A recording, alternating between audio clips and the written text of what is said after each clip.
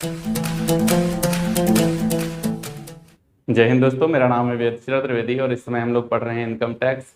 इसमें मैं आपको इनकम टैक्स की हिस्ट्री से लेकर के इनकम फ्रॉम सैलरी और इनकम फ्रॉम हाउस प्रॉपर्टी तक के डिटेल में वीडियोस प्रोवाइड कराए हैं, जहां पर एक एक वैल्यू से रिलेटेड मैंने इन्फॉर्मेशन आपको प्रोवाइड कराई और कुछ न्यूमेरिकल प्रॉब्लम्स भी मैंने आपको सॉल्व कराई हैं। लेकिन अगर देखा जाए तो एजुकेशनल ईयर 21-22 में जो एग्जाम्स होने वाले हैं अभी 12 मई से, इसके बीच में अभी टाइम बहुत कम रह गया है और ऐसी कंडीशन में अगर हम लोग डिटेल में पढ़ाई करें तो फिर हमारे पास समय बहुत कम होगा। और इसी के मद्देनज़र मैंने आपके लिए income from business and profession से रिलेटेड आज का शॉर्ट वीडियो तैयार किया है। शॉर्ट वीडियो का कहने का मतलब 30-40 सेकंड का कतई नहीं है। शॉर्ट वीडियो का मतलब है मैंने ये रिवीजन के पॉइंट ऑफ व्यू से वीडियो आपके लिए तैयार किया है और मेरा वादा है आपसे, अगर आपने इस वीडियो को पूरा देख लिया और समझते हुए देख लिया तो आज के बाद में आप बिजनेस एंड प्रोफेशन में कोई क्वेश्चन गलत नहीं करेंगे। तकरीबन 30 से 40 मिनट का ये वीडियो होगा हमारा, जिसमें मैं आपको पूरी रूलिंग समझा दूंगा बिजनेस एंड प्रोफेशन के संदर्भ में कि कैसे क्वेश्चंस को सॉल्व किया जाता है। देखिए, बिजनेस एंड प्रोफेशन अगर इनकम टैक्स में बात करी जाए तो सबसे बड़ा चैप्टर, सारे अपवाद हैं इस चैप्टर में। तो इन अगर तमाम सारे अपवादों को लेकर के हम लोग चलें और उनकी बात करें तो इतना समय नहीं है हमारे पास में, अब समय बहुत कम है। तो मैं आज आपको वो ट्रिक बताता हूं जिसके माध्यम से आप क्वेश्चन को बहुत ही आसानी के साथ कर सकेंगे। जैसे आप खुद सोच के देखो, अगर मैं बोलूं 80,000 और 40,000 कितना होता है, तो आप आराम से जोड़ के बोल दोगे 1,20,000 होता है। अब मैं कहूं इसमें 20,000 और जोड़ दो तो आप बोलोगे 1,40 हो जाएगा। अगर मैं बोल रहा हूं 10,000 इसमें से माइनस कर दो तो आप बोलोगे 1,30 हो जाएगा। ये तो आप कर ही लोगे, इनकम टैक्स में यही करना है। लेकिन ये कौन सी वैल्यूज को जोड़ा जाए और कौन सी वैल्यूज को घटाया जाए, ये जहां पर दिया गया उसको कहते हैं इनकम टैक्स लॉ, अर्थात इनकम टैक्स की रूलिंग, जो हर एक हेड से रिलेटेड अलग अलग दी गई है। जैसे जब सैलरी की बात करते हैं तो उसकी रूलिंग अलग है, जब हाउस प्रॉपर्टी की बात करते हैं तो उसकी रूलिंग अलग है, जब बिजनेस एंड प्रोफेशन की बात करते हैं तो उसकी रूलिंग अलग है, और जब हम लोग कैपिटल गेन की बात करते हैं तो उसकी रूलिंग अलग है, जब अदर सोर्सेज की बात करते हैं उसकी रूलिंग अलग है, टैक्स लायबिलिटी की रूलिंग अलग है, एडवांस टैक्स की रूलिंग अलग है, सबकी रूलिंग अलग है। आपको क्या करना है, सिर्फ रूलिंग को समझना है। अगर रूलिंग को समझ गए तो फिर कोई क्वेश्चन आपसे गलत थोड़े ना होने वाला है। फिर ये जोड़ना घटाना ये तो तब आपने सेकंड थर्ड स्टैंडर्ड से ही पढ़ना स्टार्ट कर दिया था, तो ये गलत नहीं होता है, गलत होती है रूलिंग। तो आज के वीडियो में मैं पूरा का पूरा फोकस करूंगा रूलिंग के ऊपर और आपको बताऊंगा, मैं पूरी किताब पूरे इस चैप्टर का एनालिसिस करके मैक्सिमम वो सारे पॉइंट्स मैंने सॉर्ट आउट किए हैं जो एग्जाम में पूछे जाते हैं, जिनके माध्यम से क्वेश्चन को सॉल्व किया जाता है। अगर आपने इस वीडियो को देख लिया तो फिर अब आपसे कोई क्वेश्चन आगे गलत नहीं होगा। मैं आपको डिटेल में एक एक चीज समझाने वाला हूं। हाँ, आपसे रिक्वेस्ट है हमारी, यदि आपको ये वीडियो अच्छा लगे और विषय वस्तु आसानी के साथ में समझ में आए तो इसे अपने दोस्तों के साथ में भी साझा कीजिएगा, ताकि ये वीडियो को और आगे तक बढ़ाया जा सके और लोगों की मदद करी जा सके। तो चलिए स्टार्ट करते हैं और मैं आपको बताता हूं कि इसमें income from business and profession में क्वेश्चन को कैसे सॉल्व किया। देखिए भैया, सबसे पहले जब हम लोग बात करेंगे income from business and profession की, तो ये जान लें कि इनकम बिजनेस प्रोफेशन ये क्या होता है। देखो, इनकम टैक्स में income from business and profession, income का हमारा तीसरा हेड है। पहला है इनकम फ्रॉम सैलरी, दूसरा है इनकम फ्रॉम हाउस प्रॉपर्टी, तीसरा है income from business and profession. Business क्या है, जहां पर वस्तुओं का क्रय विक्रय किया जाता है, जहां पर वस्तुओं का क्रय विक्रय किया जाता है, लाभार्जन का उद्देश्य होता है, सामाजिक हित को ध्यान में रखा जाता है, उन सभी क्रियाओं को कहा जाता है व्यवसाय। तो व्यवसाय से क्या हो रहा है, इनकम अगर हो रही है, वैसे व्यवसाय से होता है आपको प्रॉफिट। जहां पर वस्तुओं का क्रय विक्रय की बात करी जाती है, जहां पर वस्तुओं की क्रय विक्रय की बात करी जाती है, वहां पर प्रॉफिट होता है। इनकम का क्षेत्र बहुत बड़ा होता है। इनकम में प्रॉफिट और अदर रिसिप्ट्स जब सबको शामिल कर लिया जाता है तो ये इनकम बनती है। लेकिन यहां पर हम लोग बात इनकम की कर रहे हैं, क्योंकि केवल क्रय विक्रय नहीं है, प्रोफेशन भी है, और प्रोफेशन में क्रय विक्रय नहीं होता है। प्रोफेशन में सर्विसेज प्रोवाइड कराई जाती हैं और बदले में पैसा लिया जाता है। तो प्रोफेशन जो है ये बिजनेस नहीं है। इस वजह से हम लोग को यहां पर क्या कहते हैं, इनकम, ना कि प्रॉफिट फ्रॉम बिजनेस। अगर बिजनेस की बात करी जाए तो वहां प्रॉफिट होता है, लेकिन प्रोफेशन में प्रॉफिट नहीं होती, वहां इनकम होती है, क्योंकि सर्विसेज के बदले आपको पारितोषिक मिलता है। तो इस वजह से हमारा चैप्टर है income from business and profession. अब इनकम एंड प्रोफेशन में जब हम लोग बात करेंगे टैक्स कैसे लगाया जाए या फिर टैक्सेबल वैल्यू कैसे कैलकुलेट की जाए, तो देखो बहुत सिंपल है। पीएल अकाउंट तो बनाता ही बनाता है, हर व्यवसाय बनाता है प्रॉफिट एंड लॉस अकाउंट। तो प्रॉफिट एंड लॉस अकाउंट हमको हर एक क्वेश्चन में मिलेगा। मैं आज केवल अभी बात कर रहा हूं बिजनेस की। बिजनेस का कोई भी क्वेश्चन करेंगे, दो टाइप के क्वेश्चन इस चैप्टर में हम लोग करेंगे, बिजनेस और प्रोफेशन। तो मैं बात बिजनेस की कर रहा हूं। किसी भी बिजनेस के क्वेश्चन में आप जाओगे, एक profit and loss account already आपको बना मिलेगा, जिसके डेबिट साइड में तमाम सारी वैल्यूज होंगी, क्रेडिट साइड में कुछ वैल्यूज होंगी, डेबिट साइड में टू नेट प्रॉफिट लिखा हुआ होगा। लेकिन ध्यान दीजिएगा, फाइनेंशियल अकाउंटिंग और इनकम टैक्स अकाउंटिंग, इन दोनों ही अकाउंटिंग में डिफरेंस है। फाइनेंशियल अकाउंटिंग व्यवसाय के दृष्टिकोण से व्यवहारों को करता है, जबकि इनकम टैक्स अकाउंटिंग इनकम पर टैक्स लगाने के पॉइंट ऑफ व्यू से अकाउंटिंग को करता है। तो दोनों की रूलिंग कुछ अलग अलग है। तो जो पीएल अकाउंट बना हुआ है वो फाइनेंशियल अकाउंटिंग की रूलिंग के आधार पर बना हुआ है, लेकिन अब उसी प्रॉफिट को हमें टैक्स लगाने के पॉइंट ऑफ व्यू से इनकम टैक्स की रूलिंग पर सही करना है। तो हमें कुछ खर्चों को घटाना है, कुछ को जोड़ना है, कुछ इनकम को घटाना है, कुछ को जोड़ना है, और ऐसा करते हुए पीएल अकाउंट वाले प्रॉफिट को हमें टैक्स लगाने वाले प्रॉफिट में बदल देना है, यही करना है। तो कैसे कैलकुलेशन करेंगे? हम लोग करेंगे computation of income from business for the assessment year.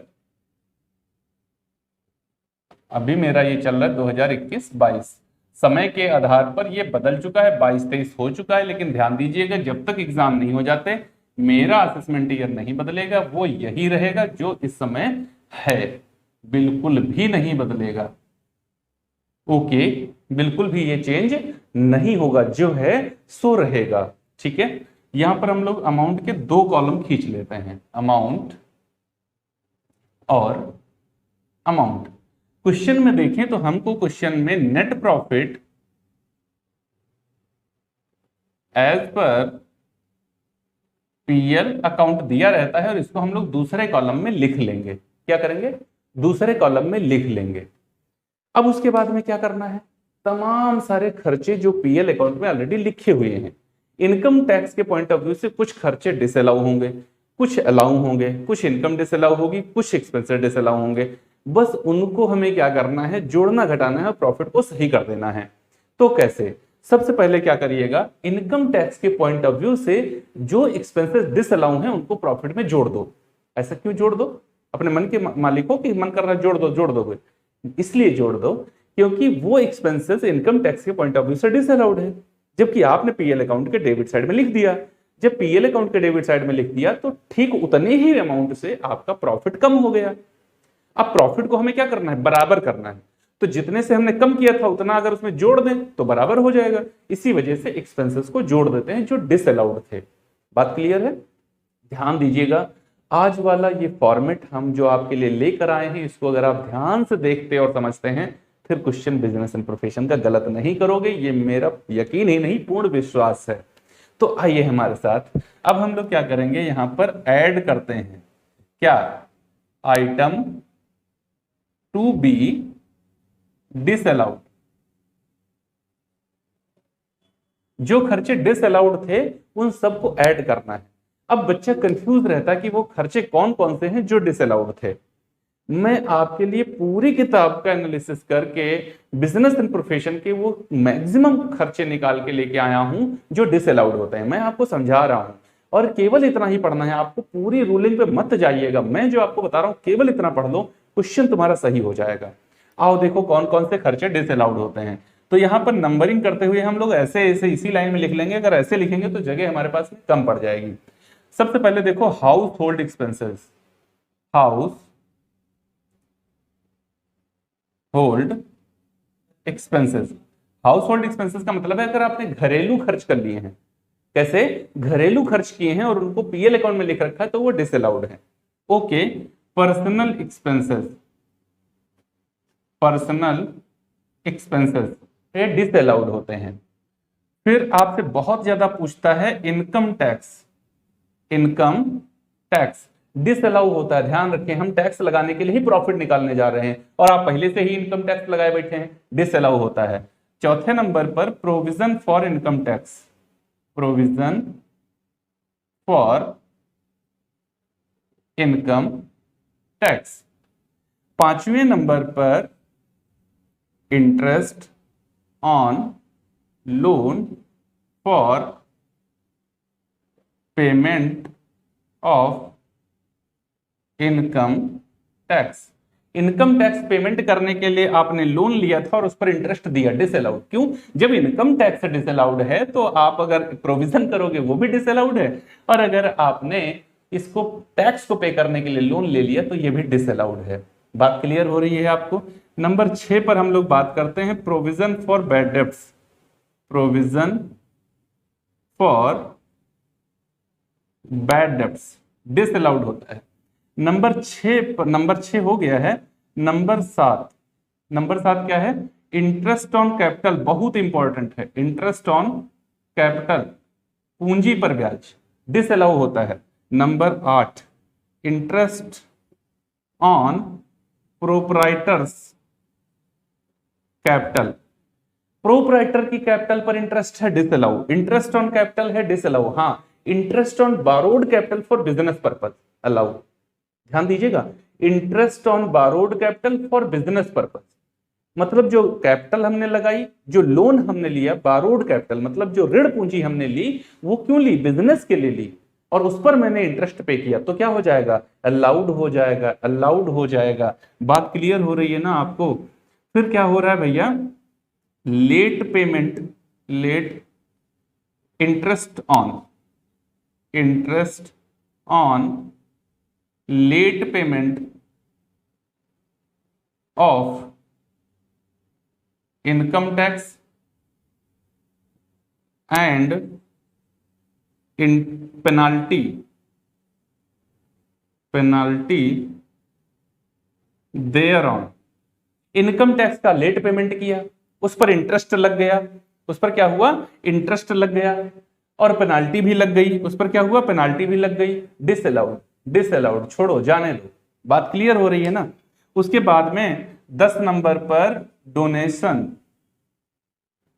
किसी को आप नगद में दे देते हो, डोनेशन करते हो, डोनेट करते हो, डिसअलाउड है। नंबर 11 चैरिटीज, अगर आप दान में देते हो, क्या है? डिसअलाउड है। नंबर 12 पे क्या बात करेंगे हम लोग? नंबर 12 पे हम बात करेंगे यहां पर cost of assets. Cost of assets, assets आपने परचेज करी। एसेट्स आप कौन कौन सी परचेज करोगे? मोटर कार परचेज करोगे, बुक्स परचेज करोगे, अगर डॉक्टर हो, प्रोफेशन में चले जाएं तो सर्जिकल इक्विपमेंट परचेज करोगे, आप बिल्डिंग भी परचेज कर सकते हो, आप पेटेंट राइट परचेज करोगे। ये एसेट्स आपको मिलती हैं क्वेश्चन के अंदर। तो इन एसेट्स को परचेज करने पर जो कॉस्ट आपने पे करी है वो सब की सब डिसअलाउड है। वो सब की सब क्या है? डिसअलाउड है, सब डिसअलाउड है। पॉइंट नंबर 13 पर आ जाओ। पॉइंट नंबर 13 क्या कहता है? Cash payment, cash payment to any creditor, to any creditor more than 20,000। 20,000 रुपए से ज्यादा का आप कैश पेमेंट अपने क्रेडिटर को कर देते हो। कैश पेमेंट, अकाउंट पे चेक करो, पेमेंट हो जाएगा, अलाउड रहेगा। आप क्या कर रहे हो? कैश पेमेंट कर रहे हो क्रेडिटर को, कितना? 20,000 रुपए से ज्यादा, डिसअलाउ हो जाएगा, बिल्कुल डिसअलाउ हो जाएगा। पॉइंट नंबर 14 पे बात करें तो life insurance premium, life insurance premium. देखो यहां क्या बात करिए? Life insurance premium. लाइफ किसका है? आपका है, हमारा है। तो अगर अपनी लाइफ का बीमा करा रहे हो तो सेपरेट एंटिटी कॉन्सेप्ट में जाओ, जो कहती व्यवसाय अलग व्यवसायी अलग।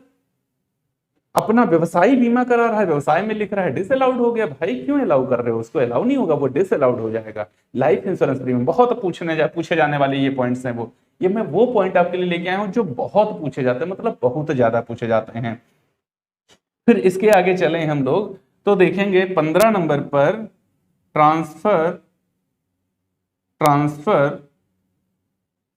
टू एनी प्रोविडेंट फंड, किसको? Excluding recognised provident fund. Okay, अगर रिकॉग्नाइज्ड प्रोविडेंट फंड में एम्प्लॉयर कंट्रीब्यूट कर रहा है या व्यवसायी कंट्रीब्यूट कर रहा है, किसमें? रिकॉग्नाइज्ड प्रोविडेंट फंड, जिसको कहते हैं प्रमाणित भविष्य निधि, इसमें ट्रांसफर कर रहा है, तो अलाउड है। लेकिन अन्य किसी भी प्रोविडेंट फंड में ट्रांसफर कर रहा है, चाहे वो एक्सीडेंट प्रोविडेंट फंड हो, employees welfare provident fund, welfare fund हो, अनरिकॉग्नाइज्ड प्रोविडेंट फंड हो, कोई भी फंड हो, इसमें ट्रांसफर किया जा रहा हो तो डिसअलाउड।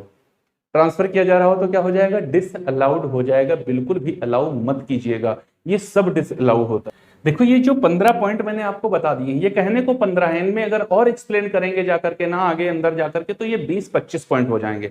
अगर ये 20-25 पॉइंट आपको सही से समझ में आते हैं तो आप कोई भी क्वेश्चन उठाकर, ये वीडियो देखने के बाद में आप किताब उठाइएगा और उसका कोई भी एग्जाम्पल, कोई भी इलस्ट्रेशन नंबर, कोई भी क्वेश्चन उठा के देख लीजिएगा, आपको यही इंफॉर्मेशन मिल रही होंगी मैक्सिमम।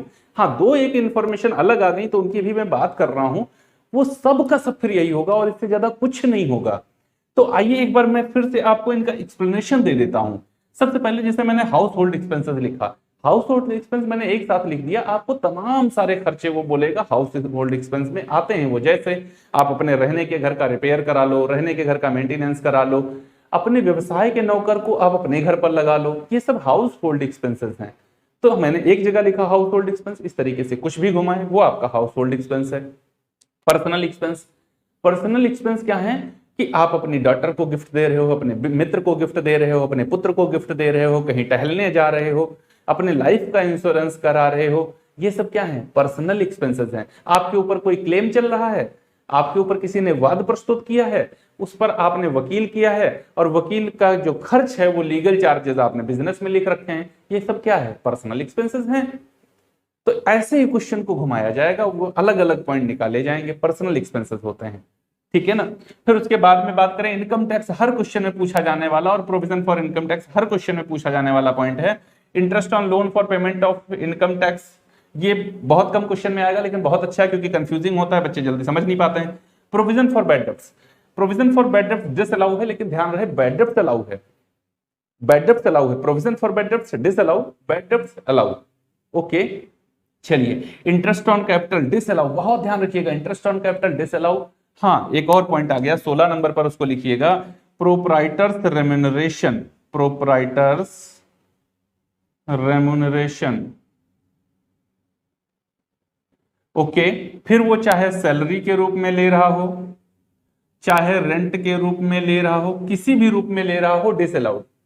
सैलरी के रूप में कैसे? भले ही क्वेश्चन देखो बड़ा इमोशनली क्वेश्चन को घुमाया जाता है, क्या कहेगा? प्रोप्राइटर अपने व्यवसाय को पूरा समय देता है और इसके लिए 20,000 रुपए महीने की सैलरी लेता है, ठीक है ना। और क्वेश्चन में 12 दूना 24, 2,40,000 रुपए सैलरी लिखी है। अब आपको अच्छा अलाउ है यार, समय तो अपना पूरा व्यवसाय को देता ही है, सेपरेट एंटिटी है, सेपरेट एंटिटी में व्यवसाय अलग, व्यवसायी अलग, तो व्यवसायी अगर अपना समय व्यवसाय को दे रहा है तो व्यवसाय से सैलरी तो लेनी चाहिए, तो अगर ले रहा है तो क्या गलत कर रहा है? अलाउ कर दो। नहीं नहीं भाई, नैतिकता मत दिखाना, लॉ कहता है डिसअलाउ, क्योंकि जब तुम ही मालिक हो, तुम ही मैनेजर, तो चाहे जितनी सैलरी निकाल लो, तो तुम्हारी सैलरी डिसअलाउ।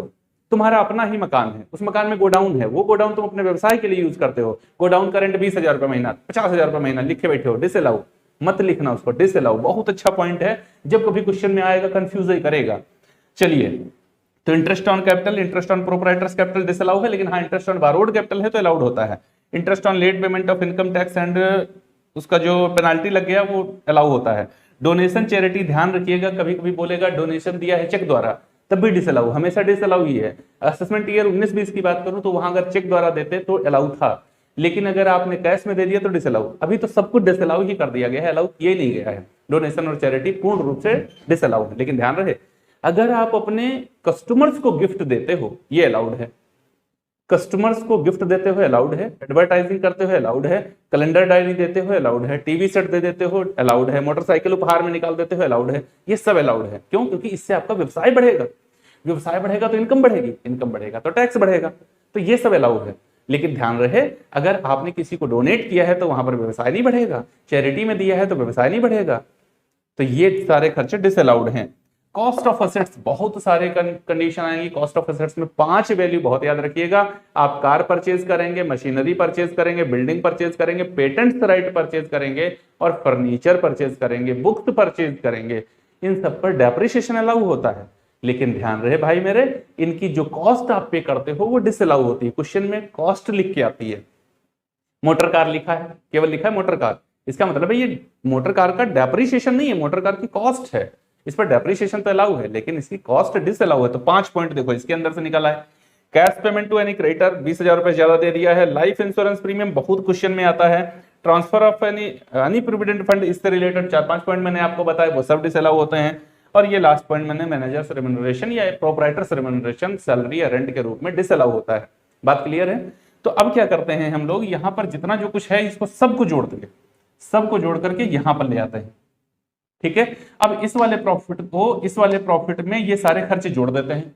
देखो ये सारे खर्चे मैंने पीएल के डेबिट में लिखे थे, जो नहीं लिखने चाहिए थे लिख दिए थे, तो प्रॉफिट कम हो गया था। तो मैं प्रॉफिट के साथ इनको जोड़ दूंगा तो प्रॉफिट क्या हो जाएगा, बढ़ जाएगा। तो इसको और इसको जोड़कर हम लोग यहां पर लिख लेंगे।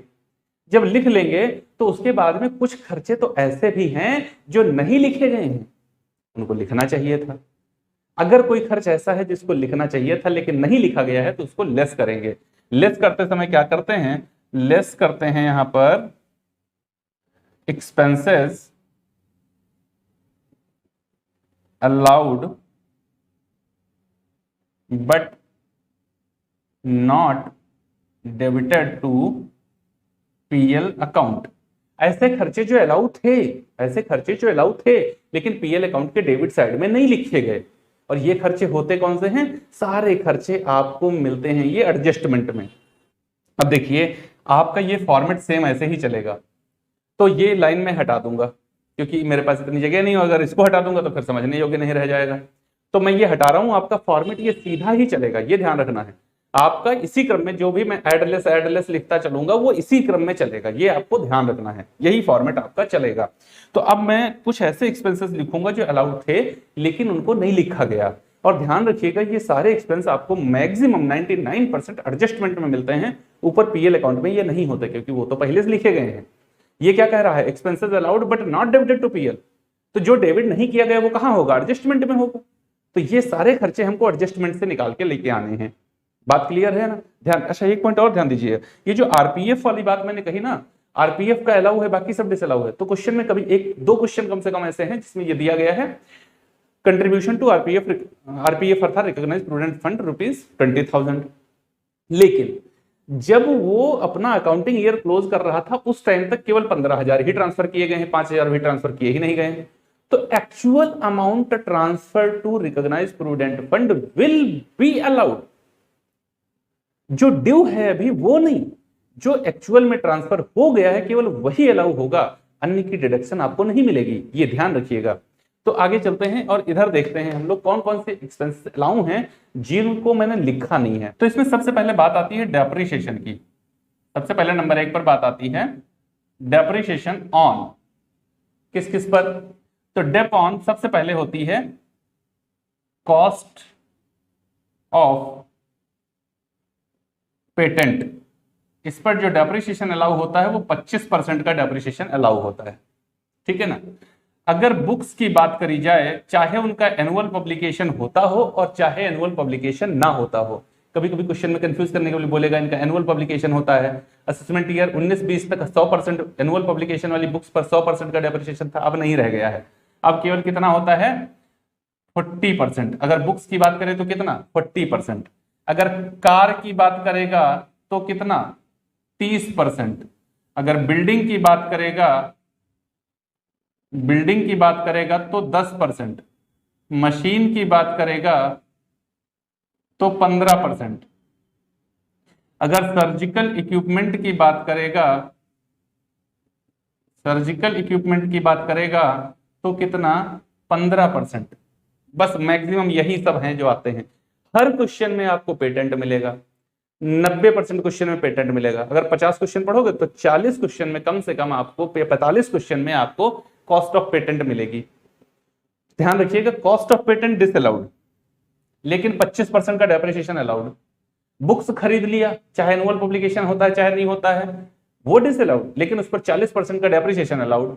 कार खरीदा, उसका कार का टोटल वैल्यू कॉस्ट उसका डिसअलाउड लेकिन 30% का depreciation allowed. Building disallowed 10% depreciation allowed. Machine disallowed लेकिन 15% का डेप्रिसिएशन अलाउड। सर्जिकल इक्विपमेंट पर 15% का डेप्रिसिएशन अलाउड है, ओके। लेकिन कार के संदर्भ में बहुत ध्यान रखना, कार के संदर्भ में बहुत ध्यान रखना। आपको एडिशनल इंफॉर्मेशन में लिखा होगा 1/3 यूज इन पर्सनल, 1/3 निजी प्रयोग में आती है, तो केवल 2/3 ही अलाउ होगा। कार का एक्सपेंस भी 2/3 अलाउ होगा, कार का डेप्रिसिएशन भी 2/3 अलाउ होगा, 1/3 तो निजी प्रयोग में आती है। ऐसे ही हाउस प्रॉपर्टी के संदर्भ में भी बोलता है, हाउस प्रॉपर्टी उसका म्युनिसिपल टैक्स चुकाया 20,000 रुपए और आधी हाउस प्रॉपर्टी रहने के काम आती है, तो बिजनेस के काम कितनी आती है, आधी, तो आधा ही अलाउ होगा। ये हमको एडिशनल इंफॉर्मेशन में मिलेगा, एडिशनल इंफॉर्मेशन के आधार पर ध्यान में रखना है हमको। तो डेप्रिसिएशन की रेट याद रखिएगा, पेटेंट पर 25, बुक्स पर 40, कार पर 30, बिल्डिंग पर 10, मशीन पर 15 और सर्जिकल इक्विपमेंट पर 15% की डेप्रिसिएशन अलाउ होती है। अब उसके बाद में कुछ और खर्चे होते हैं। वो खर्चे कौन से होते हैं, तो पहले तो आपको उसको यहां पर भी बढ़ाना पड़ेगा। 16 नंबर हो चुके थे ना, 17 नंबर पे आपको उसको यहां पर भी बढ़ाना है। वो खर्चे कौन होते हैं, contribution to educational institution for scientific research, social research, statistical research और रूरल डेवलपमेंट, ग्रामीण विकास के लिए हमने कंट्रीब्यूट किया, प्रधानमंत्री कौशल विकास के लिए कंट्रीब्यूशन किया। ये सब अगर हम कंट्रीब्यूशन कहीं कर रहे हैं, ध्यान दीजिएगा, किसी शैक्षणिक संस्थान को अनुसंधान के लिए, वैज्ञानिक अनुसंधान के लिए, सामाजिक अनुसंधान के लिए, सांख्यिकी अनुसंधान के लिए कंट्रीब्यूट किया है, डिसअलाउ है, यहां पर डिसअलाउ है, यहां पर डिसअलाउ है। ओके, उसके बाद में अगर हमने प्रधानमंत्री कौशल विकास योजना में कंट्रीब्यूट किया, यहां पर डिसअलाउड है, पीएल में लिखा है तो डिसअलाउड है। अगर हमने रूरल डेवलपमेंट के लिए ट्रांसफर किया, यहां लिखा है तो डिसअलाउड है। लेकिन उसकी 100% डिडक्शन आप यहां पर ले सकते हैं, उसकी 100% डिडक्शन आप यहां पर ले सकते हैं। ओके, तो दो काम आप कर सकते हो। देखो, ये जब हम लोग असेसमेंट ईयर 19-20 की बात करें तो वहां पर कंफ्यूजन था। क्या क्या कंफ्यूजन था कि पहले उसको यहां पर लिखना फिर यहां डिडक्शन लेना, क्योंकि इनमें किसी की डिडक्शन 150% थी, किसी की 125% थी, किसी की 100% थी। अभी हट गया है, अब क्या हो गया, 100% डिडक्शन मिलती है। तो 100% जब डिडक्शन मिलती है तो आपको क्या करना है, चाहे यहां पर लिखो ही ना, या तो यहां पर आप लिखो ही ना, केवल नोट करके नीचे लिख देना, जहां क्वेश्चन समाप्त हो वहां पे नोट करके नीचे लिख देना कि भैया हमने क्या किया है, एजुकेशनल इंस्टीट्यूट को डोनेट किया है साइंटिफिक रिसर्च के लिए, स्टैटिकल रिसर्च के लिए, या फिर सोशल रिसर्च के लिए, या मैंने पीएमकेवीवाई में ट्रांसफर कंट्रीब्यूट किया है, या मैंने रूरल डेवलपमेंट के लिए कंट्रीब्यूट किया, 100% डिडक्शन विल बी अलाउड। ये नोट करके नीचे लिख देना है। और या तो फिर क्या करना है, यहां पर पहले डिसअलाउड करो फिर यहां पर अलाउ करो। तो ये डबल काम क्यों करना, आप नीचे नोट करके लिख दो इस पर 100% का डिडक्शन अलाउ होता है, बस बात खत्म हो जाएगी। ना तो आपको, ना आप उसको यहां पर लिखिए, ना आप उसको यहां पर लिखिए, बात खत्म। एकदम क्या हो गया, बात खत्म। क्या हो गया भाई, देखो एक्सपेंसेस जो डिसअलाउड थे उनकी लिस्ट हो गई, उनको मैंने जोड़ लिया प्रॉफिट के साथ। जो एक्सपेंसेस अलाउड थे उनको मैंने लिख लिया और घटा दिया प्रॉफिट से। अब क्या हो गया, मेरा प्रॉफिट एग्जैक्ट हो रहा है धीरे धीरे। लेकिन इतने से ही काम नहीं चलेगा। अब आपका क्या हुआ भैया, कुछ इनकम भी तो डिसअलाउ होगी जो आपने पीएल के क्रेडिट में लिख रखी थी, कुछ इनकम भी डिसअलाउड होगी जो पीएल के क्रेडिट में आपने लिख रखी थी। उसको क्या करना है, लेस करना है। क्यों, क्योंकि पीएल के क्रेडिट में जब कुछ लिखते हैं तो प्रॉफिट बढ़ जाता है। पीएल के क्रेडिट में कुछ भी लिखने पर प्रॉफिट बढ़ जाता है, और प्रॉफिट को अनावश्यक बढ़ा दिया, वो इसका पार्ट ही नहीं है। जब पार्ट है नहीं तो प्रॉफिट यहां क्यों बढ़ा रहे हो, उसको हटाओ। तो क्या करेंगे, लेस करेंगे income disallowed but credited to PL account.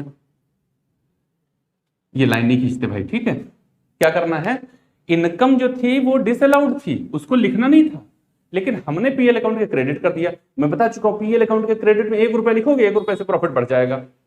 तो प्रॉफिट बढ़ाना नहीं है हमको, पीएल अकाउंट वाले प्रॉफिट को ऐसा कन्वर्ट करना है कि इनकम टैक्स के पॉइंट ऑफ व्यू से उस पर टैक्स लगाया जा सके। तो उस प्रॉफिट को हटा दो। कौन कौन से वो प्रॉफिट होंगे आप उन पर ध्यान दीजिएगा। नंबर 1 पर आएगा आपका रेंट, चाहे लिखा हो फ्रॉम हाउस प्रॉपर्टी चाहे ना लिखा हो, तो मैं लिखता हूं रेंट फ्रॉम हाउस प्रॉपर्टी। लिखा हो ना लिखा हो, रेंट का मतलब हाउस प्रॉपर्टी ही होता है, ठीक है। तो इसको हटा देंगे। नंबर 2 पर डिविडेंड्स, डिविडेंड्स लिखा है, ये अदर सोर्सेज की इनकम होती है, इसको बिजनेस प्रोफेशन से हटाइए, यहां कोई मतलब नहीं होता है। नंबर 3 पर इंटरेस्ट ऑन इन्वेस्टमेंट, विनियोग पर प्राप्त हो रहा है, ये भी आपका पार्ट होता है अदर सोर्सेज का, हटाइए, यहां से ले जाइए, यहां इसका पार्ट, ये बिल्कुल यहां नहीं आना चाहिए। नंबर 4 पर provision for bad debts. Okay, यहां पर ओल्ड बैड डेब्ट्स भी कह सकते हो, नहीं तो आप कहोगे सर आपने यहां पर भी लिखा था प्रोविजन फॉर बैड डेब्ट्स और यहां पर भी लिख रहे हैं प्रोविजन फॉर बैड डेब्ट्स। अरे भाई, पिछले वर्षों में अगर कोई प्रोविजन आपने किया है और उसका यूज नहीं किया है तो आपके पास में प्रोविजन है ना। ये जो पिछले वर्षों का प्रोविजन है वो तो आपके पास है ना, वो तो नहीं चला गया। तो अगर प्रोविजन फॉर बैड डेब्ट्स आपके पास में old provision for bad debts PL के क्रेडिट में लिखा हुआ है, वो डिसअलाउ है। लेकिन ध्यान रहे, इसके लिए आपको एडिशनल इन्फॉर्मेशन में जरूर मिलेगा। जब कभी पीएल के क्रेडिट में ये मिलेगा तो एडिशनल इन्फॉर्मेशन में इसके लिए कुछ ना कुछ जरूर मिलेगा। जैसे मान लो लिखा हुआ प्रोविजन फॉर बैड डेब्ट्स 20,000, तो नीचे एडिशनल इन्फॉर्मेशन में लिखेगा income tax commissioner allowed only ₹10,000। तो इनकम टैक्स कमिश्नर 10,000 अलाउ कर रहा है तो बाकी 10,000 डिसअलाउ। 10,000 लिखे, 6,000 अलाउ कर रहा है, 4,000 डिसअलाउ। मतलब भैया जितना अलाउ नहीं कर रहा है उतना डिसअलाउ, और जितना अलाउ कर रहा है उसको बात हटा दीजिए, खत्म बात, एकदम क्लियर। ओके, फिर यहां पर क्या हो सकता है, winning from horse race, winning from कोई भी गेम ले लो यार, कोई भी गेम हो आपका, ये सब एक चीज ध्यान में रखना, एक चीज ध्यान में रखना, बिजनेस एंड प्रोफेशन में जब बिजनेस की बात कर रहे होंगे तो पीएल के क्रेडिट में जितना लिखा है सब डिसअलाउ होता है। मैक्सिमम जितना लिखा होता है सब डिसअलाउ होता है, ठीक है ना। केवल वो जो सेल्स होती है वही अलाउ होती है, बाकी सब डिसअलाउ होता है। तो ये मोस्टली ये इतने जितने पॉइंट मैंने लिखे हैं ये हमको मिलेंगे और ये डिसअलाउ होंगे। जब डिसअलाउ होंगे तो इनको हम क्या करेंगे, लेस कर देंगे, इनको क्या करेंगे, लेस कर देंगे। उसके बाद में और आगे चलेंगे। कुछ इनकम तो ऐसी होगी जो अलाउ है लेकिन आपने लिखी नहीं, कुछ इनकम ऐसी होगी जो अलाउ है लेकिन आपने नहीं लिखी, तो उसको क्या करना है, ऐड कर लेना है। Add income allowed but not credited to PL account. और ये इनकम कौन सी है, ये एडिशनल इंफॉर्मेशन में ही मिलेगी। मोस्टली एक्रूड इनकम होती है जो कि एडिशनल इंफॉर्मेशन में दी रहेगी और उसी को उठाकर यहां पर लिखा जाता है, नहीं तो ये होती ही नहीं है। अगर होगी तो एडिशनल इंफॉर्मेशन में ही लिखी होगी, क्योंकि साफ साफ लिखा है income allowed but not credited to PL. PL के क्रेडिट में नहीं लिखा गया, तो जिसको पीएल के क्रेडिट में लिखे नहीं गया वो होगी कहां, एडिशनल इंफॉर्मेशन में होगी। तो एडिशनल इंफॉर्मेशन में अगर ये है तो है, नहीं तो नहीं होगी। जैसे मान लो कहा गया कि क्लोजिंग स्टॉक था उसके पास में लेकिन उसका रिकॉर्ड नहीं किया गया कहीं पर, तो क्लोजिंग स्टॉक था, रिकॉर्ड नहीं किया गया तो प्रॉफिट नहीं कम हो जाएगा, तो उसको क्या करो, यहां पर लिख लो आके। एक्रूड इनकम कोई थी तो उसको यहां पर लिख लो आके, बस। अब क्या करिए भैया, ये सब जोड़ घटाने के बाद में जितना जो कुछ आए उसी को हम लोग क्या कहते हैं, taxable income from business. Business से यही हमारी टैक्सेबल इनकम है, इसी के आधार पर टैक्स लगाया जाता है। देखिए जब इसकी थ्योरी पढ़ने जाएंगे तो बहुत डिटेल में थ्योरी दी गई है, इतना डिटेल में दी गई है जिसका कोई जवाब नहीं है। इसको इतनी आसानी से नहीं खत्म किया सकता, लेकिन मैं आपको दावे के साथ कहता हूं, आप ये वीडियो देखने के बाद अब जाओ कोई भी किताब उठा के देख लो जाके। वैसे एचसी मेहरोत्रा साहित्य वन पब्लिकेशन की किताब इनकम टैक्स में सबसे बेहतरीन है, आप उसको उठा के देखिए जाके, कोई भी एग्जांपल देखो जाके, कोई भी क्वेश्चन देखो जाके। मैक्सिमम चीजें यहाँ पर मेरा अनुमान है 90 to 95% चीजें, 100% तो कुछ हो नहीं सकता। देखिए 100% मैं आपको बता नहीं सकता, 100% चीजें मैं खुद समझ नहीं सकता, कोई 100% कुछ भी इस धरती पर 100% नहीं है। लेकिन मेरा अनुमान है 90 से 95% चीजें जो मैंने यहाँ पे बताई हैं आपको, ये आपके हर एक क्वेश्चन में मिल रही हैं, हर एक क्वेश्चन में मिल रही हैं। आपको होता क्या, हर एक क्वेश्चन में यही खर्चे तो देता, यही वैल्यूज तो देता है, इन पर डेप्रिसिएशन लगाना होता है। ध्यान रहे, पर्सनल यूज की चीजें आपको बिजनेस में नहीं ले जानी है और बिजनेस वाली वैल्यूज को आपको पर्सनल में नहीं लाना है। ये सारे डिसअलाउड को हमें याद रखना है। अलाउड की बात करें तो रेंट अलाउ होता है, सैलरी अलाउड होता है, वेज अलाउड होता है, कार्टेज अलाउ होता है, ये भैया सारे खर्चे अलाउ होते हैं। बैड डेब्ट्स हो जाए तो बैड डेब्ट्स भी अलाउ होता है, सब कुछ अलाउ होता है। अलाउ एक्सपेंस तो आपने इंटरमीडिएट में पीएल अकाउंट के डेबिट में जितना लिखते थे सब अलाउ होता ही है, क्या समझे। बैलेंस जब आपने इंटरमीडिएट में पढ़ा है फाइनल अकाउंट, तो पीएल अकाउंट के डेबिट में जितना लिखते थे सब अलाउ होता है। देखो उनमें से हमने कुछ यहाँ पर नहीं लिखा जो डिसअलाउ हो, है ना। हाँ कुछ वैल्यू है जैसे इंटरेस्ट ऑन कैपिटल वहां लिखते थे, यहाँ नहीं लिखते हैं, ठीक। तो ये अलग अलग चीजें होती हैं। और भैया मेरा अनुमान है कि अगर आपने इस वीडियो को सही तरीके से समझते हुए देखा है, दिमाग का ढक्कन खुला रखा है, तो ये सारी चीजें आपको एकदम समझ में आ गई होंगी। अब बिजनेस का क्वेश्चन आपसे गलत नहीं होने पाएगा। अब इसके बाद में बात करते हैं प्रोफेशन। हाँ, साथ ही साथ अगर ये वीडियो आपको अच्छा लग रहा है और आपको लग रहा है कि हाँ अगर ऐसे पढ़ लिया गया तो फिर हर एक क्वेश्चन हमारा सही हो जाएगा, एग्जाम में इसके 15 नंबर तो हमारे पक्के हो जाएंगे, तो इस वीडियो को और अपने दोस्तों के साथ में साझा कर दो ना भाई, उनका भी भला हो जाएगा और आपका भी भला हो जाएगा। तो अगर कुछ आप किसी के भले के लिए कर सकते हैं तो आपको करना चाहिए, निसंदेह करना चाहिए, मेरा ये अपना मानना है। चलिए, तो बिजनेस की बात हो गई, अब बात करते हैं प्रोफेशन की।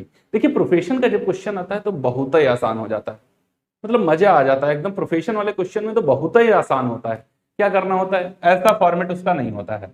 अगर बिजनेस वाला फॉर्मेट तो आपको समझ आ ही गया होगा, है ना। अब बात करें प्रोफेशन की, तो प्रोफेशन का फॉर्मेट बहुत ही आसान होता है। वहां क्या लिखना होता है, professional receipts, professional expenses, professional receipts, professional expenses.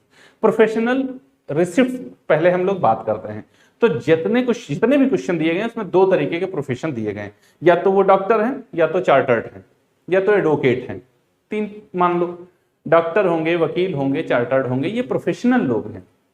अब अगर डॉक्टर की हम लोग रिसिप्ट की बात करें कि डॉक्टर को क्या क्या रिसिप्ट होता है, तो डॉक्टर को क्या होता है भैया, कंसल्टेशन फीस होती है, मतलब परामर्श देता है लोगों को, उसकी फीस होती है। तो ये डॉक्टर की भी होती है, एडवोकेट की भी होती है और चार्टर्ड की भी होती है। तो कंसल्टेशन फीस जो होती है वो इन तीनों की इनकम में लिखी जाती है। उसके बाद जो डॉक्टर है वो घर पे मरीजों को देखने भी चला जाता है, जिसको कहते हैं विजिटिंग फीस। तो ये डॉक्टर के लिए होती है, एडवोकेट के लिए नहीं होती है। ओके, चार्टर्ड के लिए भी नहीं होती, वो विजिट नहीं करता है, अपने ऑफिस में रहेगा। लेकिन डॉक्टर के, तो डॉक्टर की पहले बात करते हैं, इसको कंसल्टेशन फीस मिलेगी, विजिटिंग फीस मिलेगी। गिफ्ट फ्रॉम पेशेंट, ये बहुत अच्छा पॉइंट है। पेशेंट बिल्कुल मरने वाला था, डॉक्टर ने कहा था भैया ले जाओ इसको, ये ठीक नहीं होगा। उसके घर वाले हाथ पांव जोड़े, डॉक्टर साहब आप ही हमारे माई बाप हो, इसको बचा पाओ तो बचा लीजिए, मर तो रहा ही है। डॉक्टर ने कहा मेरी जिम्मेदारी कोई नहीं है, लेकिन प्रयास करता हूं। प्रयास किया, वो भाई साहब बच गए, उनकी जिंदगी थी। घर वाले बहुत खुश हुए, डॉक्टर साहब को पुरस्कार दिए जाके, उपहार दिए जाके, असेट्स में दिए जाकर के, कैश में दिए जाके, कोई बात नहीं है, ये उनकी प्रोफेशनल रिसिप्ट है। तो कंसल्टेशन फीस, विजिटिंग फीस और उसके बाद में gift from patient, sale of medicine, ये चार वैल्यू उनकी प्रोफेशनल रिसिप्ट्स हैं। ये चार वैल्यू उनकी प्रोफेशनल रिसिप्ट्स हैं। हाँ, कोई मेडिकल जर्नल छपा है, उसमें उन्होंने कोई अपना आर्टिकल दिया है, उसके लिए उनको रेम्यूनरेशन मिला, ये भी प्रोफेशनल रिसिप्ट्स है। पांच मान लो, पांच प्रोफेशनल रिसिप्ट्स हो गई।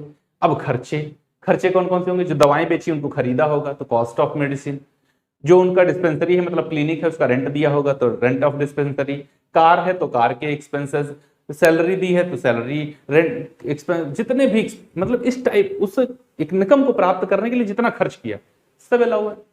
सब अलाउ, मैक्सिमम यही 10-12 पॉइंट होते हैं और वो सब के सब अलाउ हो जाएंगे। बस नीचे आंसर निकाल दो, income from profession, taxable income from profession, यही इनकम हो जाती है। अगर हम लोग एडवोकेट की बात करेंगे तो एडवोकेट के बाद में क्या होता है, कंसल्टेशन फीस होती है। अगर उसको गिफ्ट मिले हैं अपने क्लाइंट से तो ये भी उसकी प्रोफेशनल रिसिप्ट होती है। कोई आर्टिकल छप रहा है उसने एट्रीब्यूट किया है तो वहां से अगर इनकम हो रही है, कोई जर्नल छप रहा है तो उसमें अगर इनकम हो रही है तो वो इनकम आ जाती है, ये उसकी इनकम होती है। खर्चे सेम होते हैं, चेंबर की फीस होती है, सैलरी होती है, रेंट होता है, बुक्स होती हैं, बुक्स पर डेप्रिसिएशन लगता है, ठीक है ना। बाहर घूमने जाता है, सेमिनार अटेंड करता है ताकि उसका दिमाग और अच्छा हो सके, जब बाहर लौट के आए तो उस अपने क्लाइंट्स के लिए और बेहतर फैसिलिटीज उनको दे सके, बेहतर तरीके से केस उसको हैंडल कर सके, अलाउ होता है। डॉक्टर के लिए भी ये होता है, सेमिनार अटेंड करने के लिए जाता है, अलाउ हो जाता है, ठीक है ना। ये सारे अलाउ, टेलीफोन एक्सपेंसेस ये सारे अलाउड हो जाते हैं, बस बात खत्म हो जाती है। अगर चार्टर्ड की बात करेंगे तो चार्टर्ड भी कंसल्टेशन फीस लेता है और वो memorandum of association, article of association भी मेंटेन करता है, उसके लिए फीस लेता है। अगर कोई केस कर रहा है किसी का तो उसकी भी फीस लेता है। अगर कहीं पर वो लीगल एडवाइजर का काम करता है तो उसकी भी फीस लेता है। ये सारी फीसेस उसकी जो रिसिप्ट्स हो जाती है, प्रोफेशनल रिसिप्ट्स हो जाती हैं। अब उसके ऑफिस का जितना खर्च होता है वो सब अलाउ है। ऑफिस का जितना खर्च, प्रोफेशन का कोई भी क्वेश्चन पढ़ो, मैक्सिमम चीजें आपको समझ में आ जाएंगी कि क्या क्या अलाउ होता है। बहुत आसान क्वेश्चन था प्रोफेशन का। तो प्रोफेशन में मैक्सिमम यही मिलेगा आपको, डॉक्टर मिलेगा, चार्टर्ड मिलेगा और एडवोकेट मिलेगा। तो प्रोफेशनल रिसिप्ट्स को जोड़ लो, प्रोफेशनल एक्सपेंसेस को हटा दो, बाकी जो कुछ बचे वो taxable income from business and वो टैक्सेबल इनकम फ्रॉम प्रोफेशन हो गई, बात खत्म हो गई। तो इस तरीके से बिजनेस और प्रोफेशन की इनकम को कैसे कैलकुलेट किया जाए, मेरा अनुमान ही नहीं पूर्ण विश्वास है, अगर इस वीडियो को आपने पूरा सही तरीके से समझते हुए देख लिया है तो आपको अब हर एक चीज समझ में आ गई होगी, मैक्सिमम 100% नहीं, मैक्सिमम चीजें आपको समझ में आई होंगी।